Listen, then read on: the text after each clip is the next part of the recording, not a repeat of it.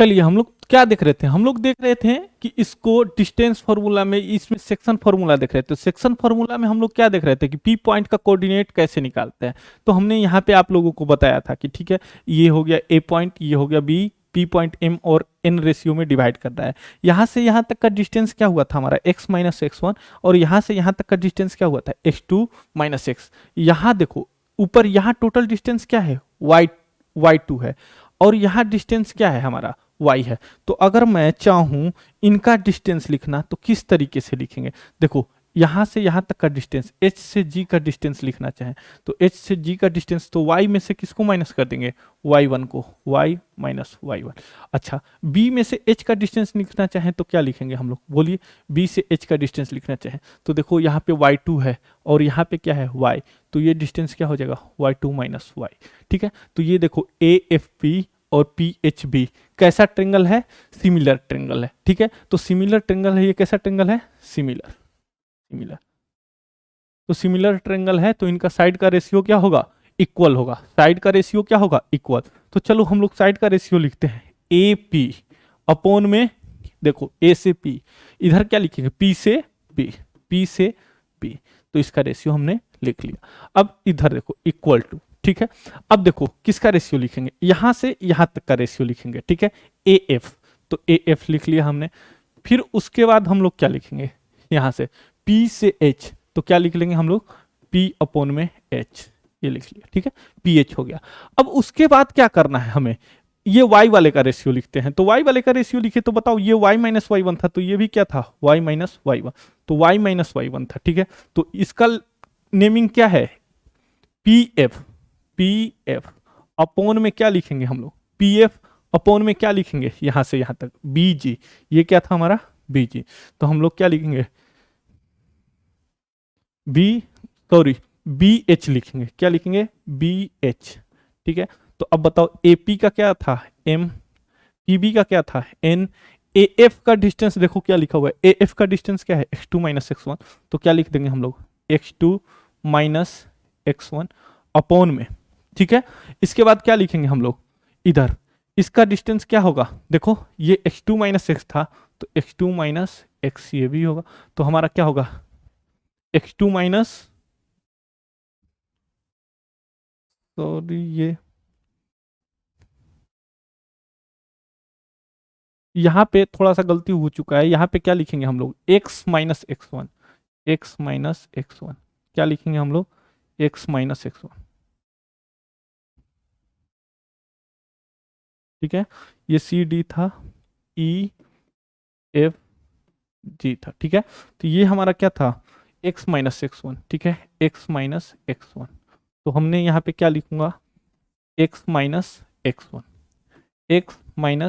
One, upon में यहां से यहां तक क्या था, x2 माइनस एक्स, तो x2 माइनस एक्स। ठीक है, तो इधर हम लोग क्या लिखेंगे, ये क्या होगा, y minus Y one, upon में क्या लिखेंगे हम लोग। ठीक है, इसका क्या लिखेंगे, y2 माइनस वाई, किसी एक का रेशियो पकड़ लीजिए, किसी एक को पकड़ लीजिए एक साथ और किसी एक को एक साथ।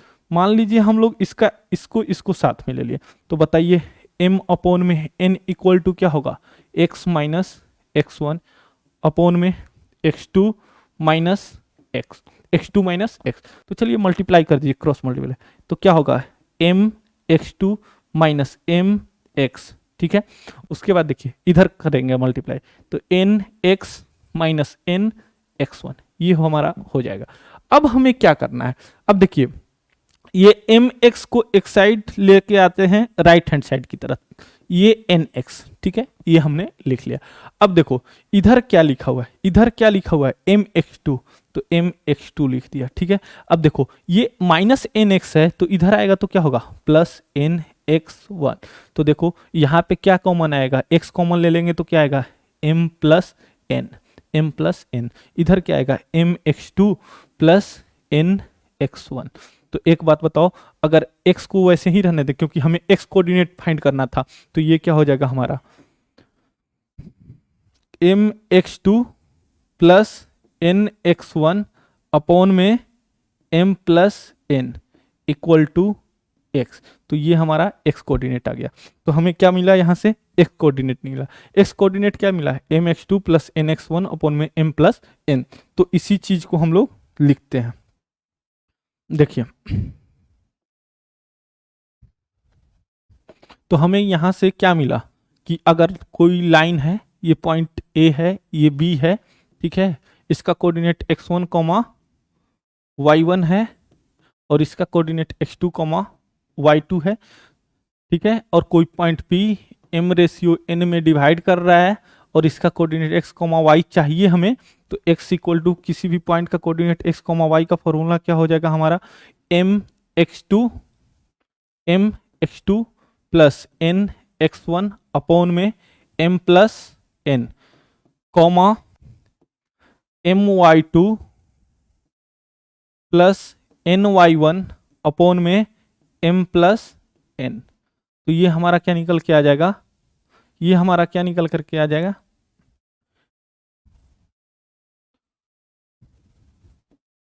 P पॉइंट का कोऑर्डिनेट निकल के आ जाएगा। ठीक है, तो चलिए फिर आगे हम लोग देखते हैं, आगे हम लोग देखते हैं, ठीक है, क्या देखते हैं, एक्सटर्नल डिवीजन।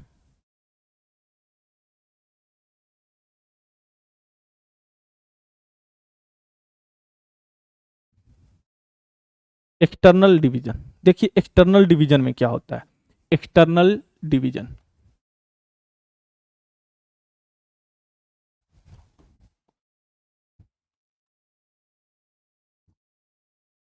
एक्सटर्नल डिवीजन में फॉर्मूला जो इंटरनल डिवीजन का होगा वही लिखेंगे, लेकिन केवल डिफरेंस क्या होगा, ये देखना है। मान लीजिए एक्सटर्नल डिवीजन में क्या होता है, मान लीजिए ये पॉइंट ए है और ये पॉइंट बी है, ए का कोऑर्डिनेट x1 y1 है, ठीक है, और बी का कोऑर्डिनेट x2 y2 है, ठीक है।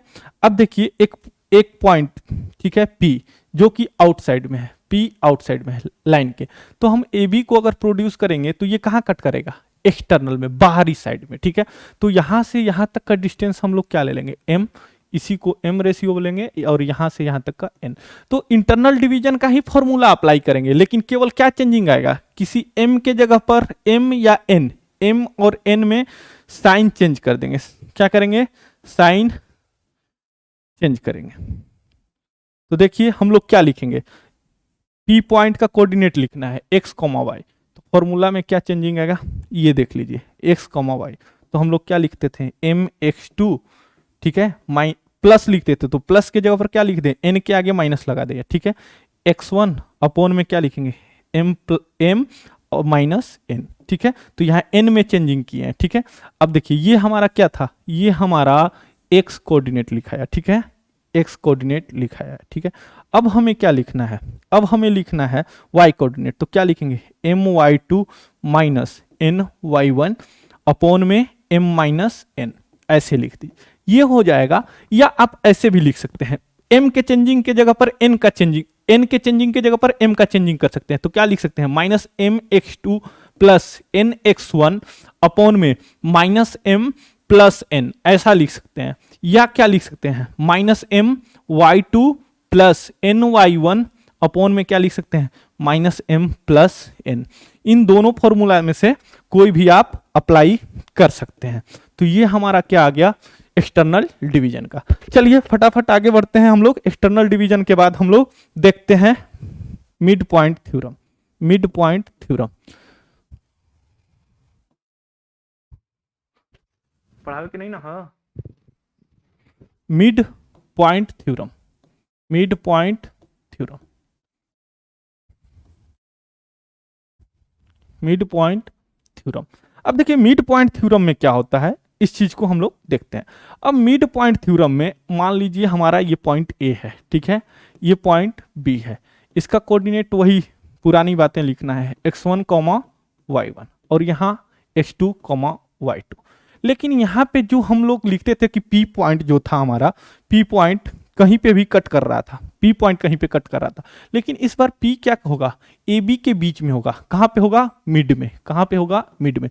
तो अगर बताइए मिड में होगा तो P पॉइंट का A से डिस्टेंस M है, तो उतना ही डिस्टेंस यहाँ से क्या होगा, n का होगा। इसका मतलब हमें क्या पता चला कि m इक्वल टू क्या है, n है, या n इक्वल टू m है।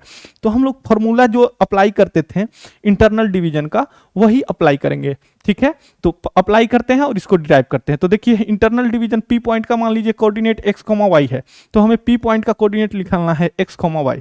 तो हम लोग क्या लिखते थे, बोलिए, हम लोग यही लिखते थे ना, mx2 प्लस क्या लिखते थे, n x1 अपॉन में m प्लस n। इधर क्या लिखते थे, my2 plus n y1 upon में क्या लिखते थे, m प्लस n लिखते थे। यही लिखते थे कि नहीं लिखते थे। लेकिन यहां पे क्या दिया हुआ कि m और n क्या है, m और n क्या है, इक्वल है। तो चलिए m और n के जगह पर किसी के जगह पर एक वैल्यू पुट कर दीजिए। अगर मान लीजिए हम m लिख दिए, m x2, n के प्लेस पे m लिख दिए, x1 अपॉन में m, n के प्लेस पे m लिख दिए, ठीक है। इधर भी वैसे ही कर देते हैं, m y2 plus m y1 upon में लिख दे रहे हैं m प्लस m। तो एक बात बताना, यहां से m कॉमन हो जाएगा कि नहीं होगा, तो m कॉमन होगा तो यहाँ पे क्या आएगा, x2 प्लस x1 अपॉन में इधर m plus m 2 times of m आएगा कि नहीं आएगा। तो देखो m से m कैंसिल आउट हो जाएगा, ठीक है। इसी तरीके से यहाँ पे भी सोचो, m कॉमन ले लोगे तो क्या आएगा, y2 प्लस y1 अपॉन में इधर क्या आएगा, 2 टाइम्स ऑफ m। तो m से m कैंसिल आउट हो जाएगा, तो केवल क्या बचेगा, बोलो, x1 प्लस x2 अपॉन में 2, कॉमा इधर क्या बचेगा, y1 प्लस y2 अपॉन में 2, यही बचेगा। तो बस हमारा मिड पॉइंट आ गया। यही फॉर्मूला होगा हमारा। क्या फॉर्मूला होगा, इसको लिखते हैं, ठीक है। तो ये हमारा फॉर्मूला होगा x1 प्लस x2 अपॉन में 2, comma y1 plus y2 upon में 2। तो ये कुछ नहीं है, बस क्या करना है, x1 कोऑर्डिनेट और x2 कोऑर्डिनेट दोनों को ऐड करके 2 से डिवाइड कर देना है, और y1 प्लस y2 दोनों को ऐड करके 2 से डिवाइड कर देना है। तो ये हमारा आ गया मिड पॉइंट थ्योरम। चलिए आगे हम लोग बढ़ते हैं।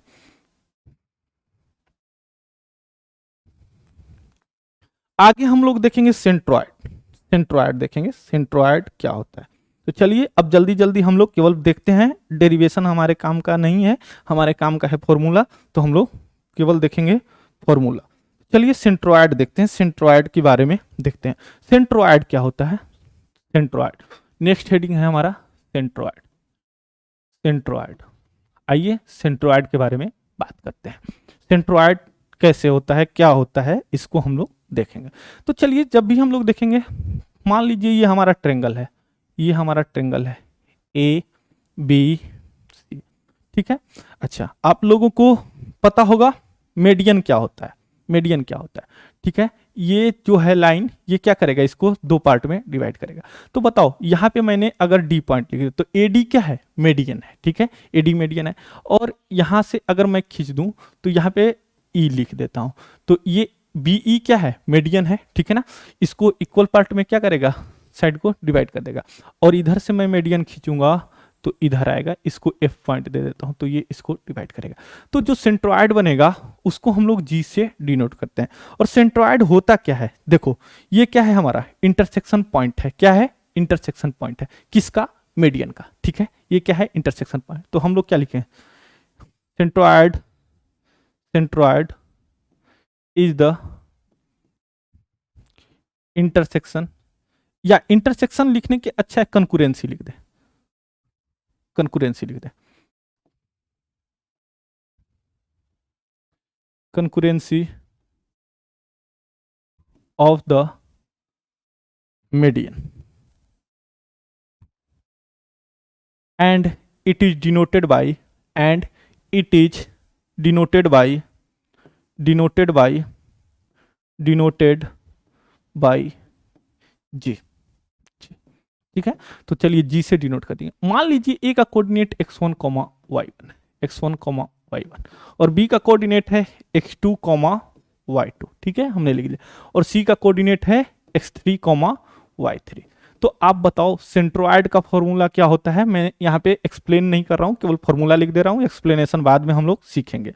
तो देखिए जी का क्या होगा, x1 plus x2 plus x3 upon में 3, ठीक है, जिनको पढ़ना होगा वो आगे बाद में पढ़ सकते हैं, क्योंकि यहाँ पे देखो एक्सप्लेन करेंगे तो यहाँ से दोनों को ऐड कर देंगे, मिड पॉइंट निकाल लेंगे।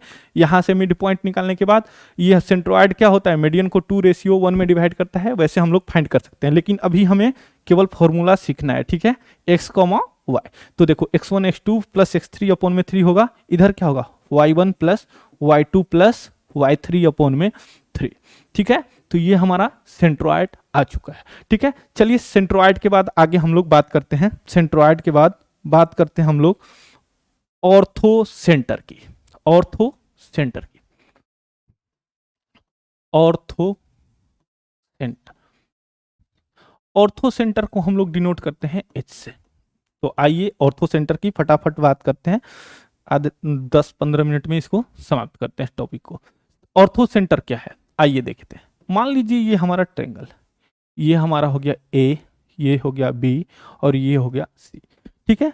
अब ये ऑर्थो सेंटर बनता कैसे है, ये एल्टीट्यूड के इंटरसेक्शन पॉइंट से बनता है। तो चलिए A से BC पे एल्टीट्यूड खींचते हैं, ठीक है, एल्टीट्यूड खींचते हैं। मान लीजिए ये हमारा क्या हो गया, D रख देते हैं, यहां से इस पे सॉरी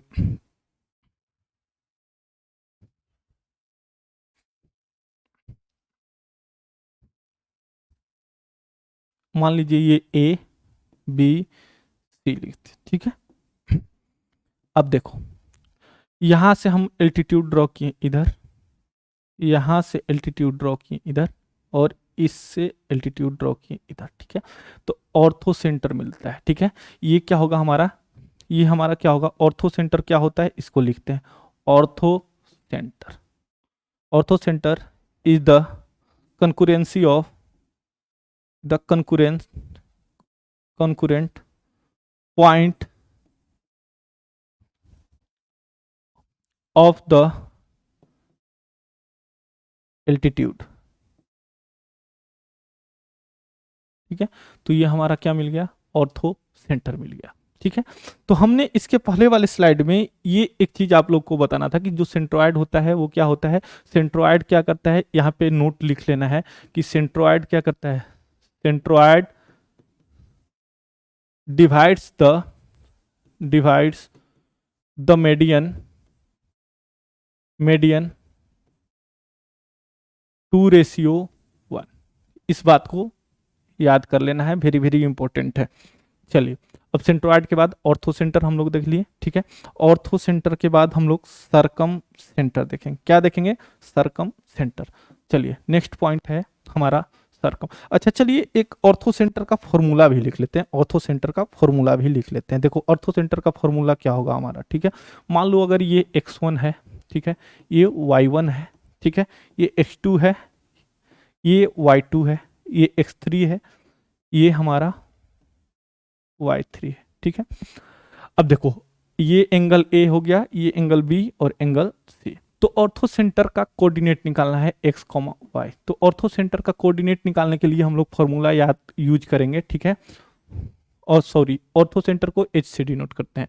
तो ऑर्थो सेंटर का फॉर्मूला क्या लिखेंगे हम लोग, h, ठीक है, x, y।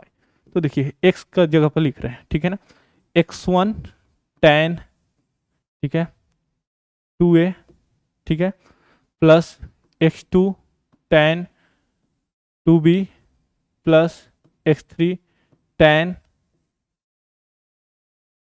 2 sorry tan a होता है, tan a, x1 tan a plus x2 tan b plus x3 tan c upon में tan a plus tan b plus tan c, ठीक है। और यहाँ क्या होगा, y1 tan a plus y2 tan b plus y3 tan c upon में tan a plus tan b plus tan c, ठीक है। तो इस तरीके से हम लोग ऑर्थो सेंटर निकाल लेते हैं। तो चलिए ऑर्थो सेंटर के बाद हम लोग देखते हैं सरकम सेंटर। सरकम सेंटर, सरकम सेंटर क्या होता है, सरकम सेंटर, सरकम सेंटर। तो देखिए सरकम सेंटर में क्या होता है, मान लीजिए हमारा ये ट्रेंगल है ए बी सी, ठीक है। अब सरकम सेंटर में होगा क्या ये देखना है। मान लो इस साइड का परपेंडिकुलर बाइसेक्टर, इस साइड का परपेंडिकुलर बाइसेक्टर, ठीक है, इस साइड का परपेंडिकुलर बाइसेक्टर, ठीक है, और इस साइड का परपेंडिकुलर बाइसेक्टर, ठीक है, जहां पे मिलेगा वो क्या बनेगा हमारा सरकम सेंटर। तो हम लोग क्या लिखेंगे, it is the concurrency of perpendicular side bisector,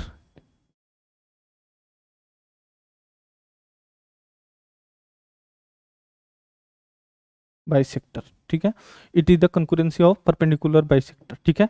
तो इसको हम लोग डिनोट कैसे करेंगे, it is denoted by O.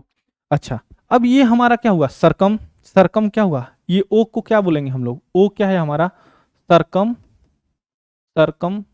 Centre, ठीक है। अगर ये सरकम सेंटर कैसे, मान लो एक हम लोग सर्कल बनाते हैं, ठीक है ना, इसके वर्टिसेस को टच कराते हुए, तो इसको हम लोग क्या बोलेंगे, सरकम सर्कल, ठीक है, सरकम सर्कल, ठीक है। और आप एक चीज और देखोगे कि यहां से यहां तक का जो डिस्टेंस है, ये देखो सर्कल को टच कर रहा है, ये सेंटर है, तो ये क्या होगा रेडियस, ठीक है, ये क्या होगा रेडियस, ठीक है, और ये क्या होगा रेडियस। तो बताओ यहाँ पे सरकम रेडियस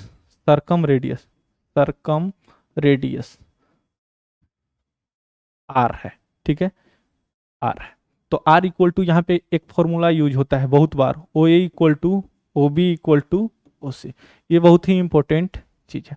तो चलिए हम लोग सरकम सेंटर भी पढ़ चुके हैं। अब सरकम सेंटर के बाद हम लोगों को क्या देखना है, हम लोगों को नेक्स्ट क्या देखना है, इन सेंटर, और उसके बाद लास्ट है हमारा एक्स सेंटर। तो चलिए हम लोग बात करते हैं इन सेंटर की। इन सेंटर क्या होता है इसको देखते हैं, इन centre,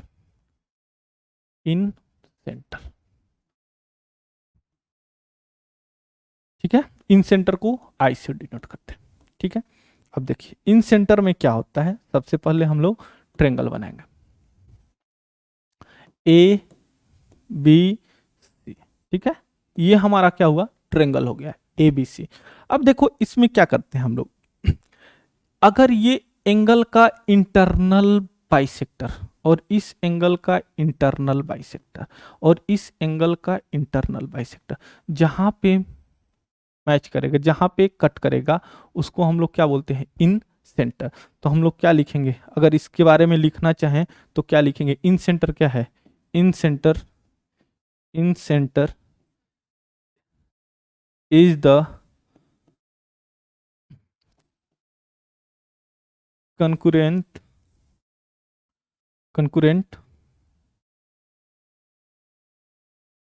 of a internal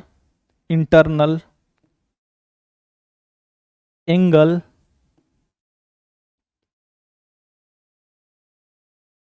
bisector.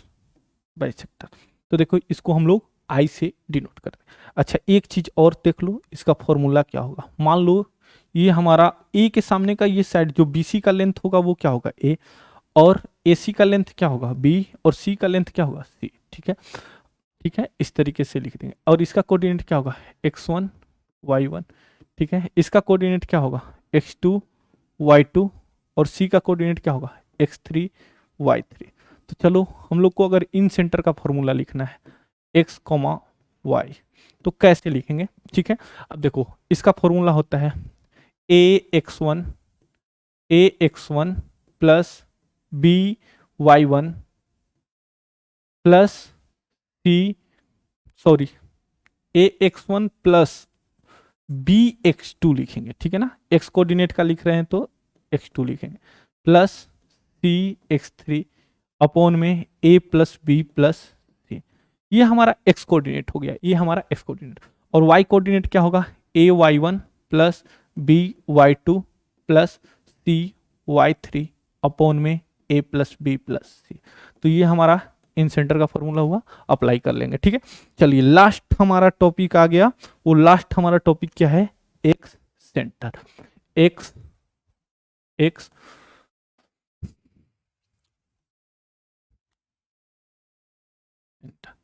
अच्छा, एक बात बताइए, अगर मैं इसके प्रीवियस वाले पे जाऊं, अगर मैं पूछूं कि इन सर्कल कितना होगा, इन सर्कल कितना बनेगा, तो यहाँ पे इन सर्कल बनेगा, ये बनेगा।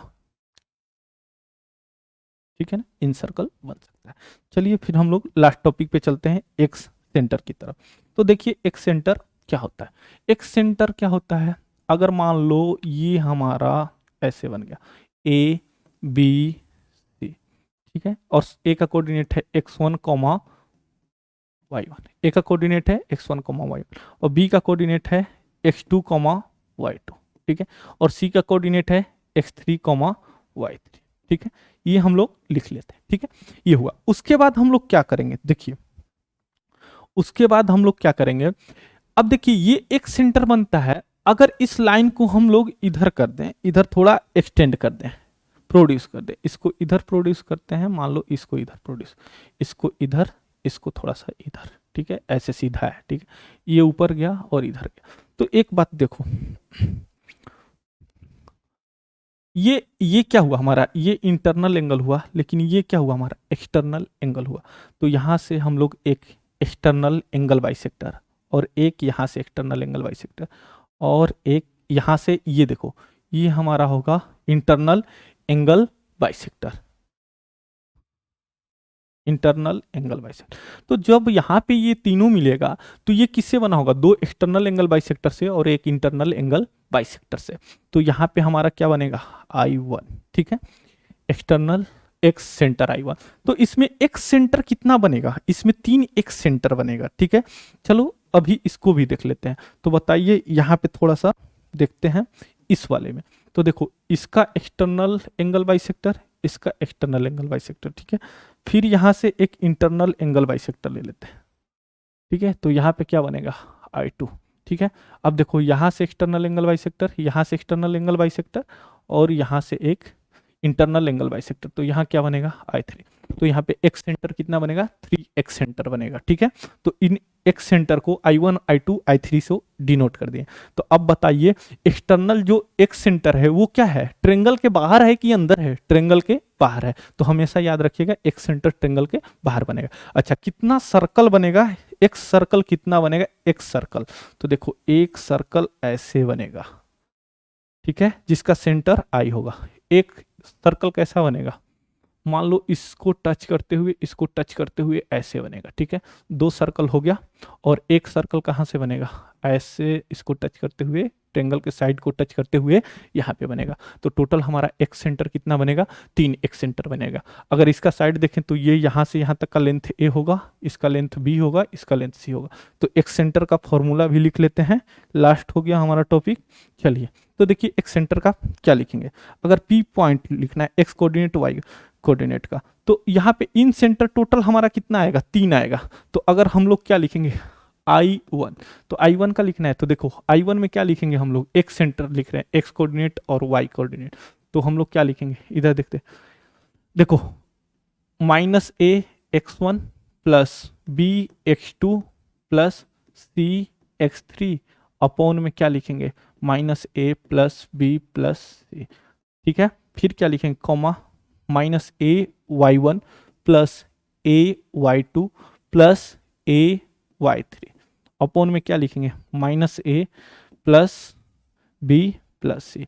अच्छा, अब देखो, अब ये I1 आया है, I2 का लिखेंगे तो क्या लिखेंगे, I2 का लिखेंगे तो क्या लिखेंगे, देखो सेम चीज लिखेंगे, लेकिन यहाँ पे a x1 माइनस, अब b वाले को माइनस कर देंगे, b x2 plus c x3 upon में क्या लिखेंगे, a minus b plus c। ठीक है, y का क्या लिखेंगे, a y1 minus b y2 plus c y3 upon में a minus b plus c। तो इस तरीके से हम लोग इसको लिख लेंगे। तो I3 का भी ऐसे ही लिख लीजिएगा, लेकिन उसमें लास्ट में क्या करेंगे, C3 के प्लेस पे माइनस रख देंगे। ठीक है, अब एक चीज थोड़ा सा, 2 नोट्स आप लोग लिख लीजिएगा। नोट्स क्या है, नोट्स हमारा क्या है, बस यही ध्यान रखिएगा। अब मान लीजिए नोट नंबर 1, नोट 1 याद रखना। देखो, ऑर्थो सेंटर को किससे डिनोट करते थे? एच से, ठीक है। सरकम सेंटर को किससे डिनोट करते थे? ओ से। सेंट्रोइड को किससे डिनोट करते थे? जी से, ठीक है। तो जो सेंट्रोइड होता है वो ऑर्थो सेंटर और सरकम सेंटर को 2:1 में डिवाइड करता है, ठीक है। क्या करेगा? Centroid, centroid divide, divide ortho centre,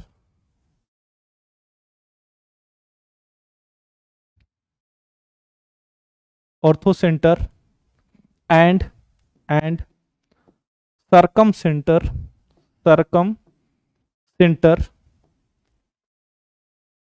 in 2:1, 2:1, ठीक है। और ये भी लिखेंगे, पॉइंट नंबर ये 1 हुआ, point number 2, H, G, O is a is lies on straight line, ठीक है। नोट नंबर 1 हो गया। नोट नंबर 2 लिख लीजिए। नोट नंबर 2 क्या है? देखिए, नोट 2, अगर हम लोग राइट एंगल ट्रेंगल लेते हैं, राइट एंगल ट्रेंगल लेते हैं ए बी सी, ठीक है। तो आप लोग बताइए, इसमें हम लोग क्या पढ़े थे कि देखिए ये जो राइट एंगल ट्रेंगल है, तो राइट एंगल पे क्या आता है हमारा? राइट एंगल पर ऑर्थो सेंटर आता है, ऑर्थो सेंटर, ठीक है, ऑर्थो सेंटर H। और यहाँ पे हाइपोटेनस के मिड पे सरकम सेंटर O आता है, ये मिड पे होता है, मिड पे, ठीक है। ये हमारा क्या हो गया? हमारा सरकम सेंटर, ठीक है। अब कोई ये मत पूछना कि कैसे आएगा, क्योंकि तुम लोगों को पता होगा कि ये कैसे आता है। देखो, ऑर्थो सेंटर हम लोग पढ़े थे कि क्या होता है? एल्टीट्यूड से बनता है, ठीक है। तो इसका अगर एल्टीट्यूड ड्रॉ करेंगे तो यहाँ आएगा, इससे पॉइंट से एल्टीट्यूड ड्रॉ करेंगे तो यहाँ आएगा, और यहाँ से एल्टीट्यूड ड्रॉ करेंगे इस पॉइंट से, ए से यहाँ हो गया, सी से यहाँ होगा, बी से अगर हम लोग ड्रॉ करेंगे तो यहाँ ऐसे आएगा। तो यहाँ पे तीनों मिलेगा, ठीक है।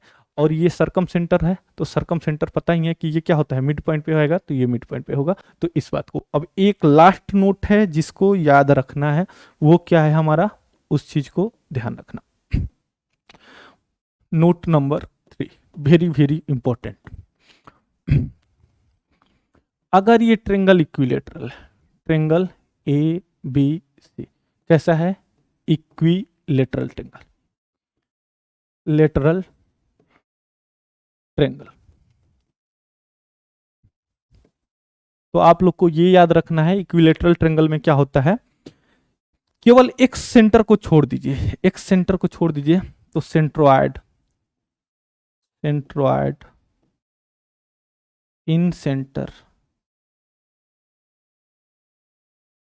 सरकम centre,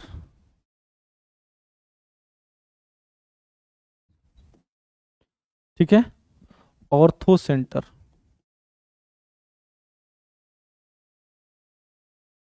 lies on same place. Thank you guys. अब हमारा वीडियो समाप्त होता है। अब इसके लिए धन्यवाद।